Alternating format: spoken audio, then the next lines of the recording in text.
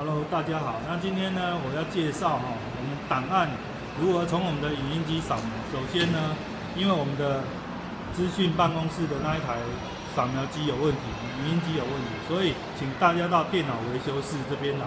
然后进来呢，首先当然要确认门是开着有的，然后呢，请到这一台，然后呢，这一台扫描机是可以使用的哈。然后呢，请你把你的资料放上去之后，像这样放上去，然后选择扫描。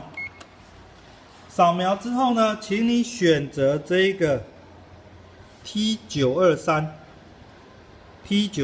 这一台电脑，选下去，它会显示黄色。好，这时候呢，可以开始按开始扫描。好。那它可以一直扫扫到你结束呢，就按井字键，有看到吗？井字键，在这边按下去。好，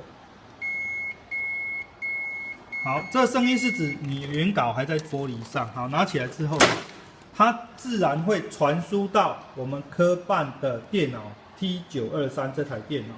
那 T923 这台电脑呢的资料夹里面，那我会另外拍一个影片告诉你在哪里。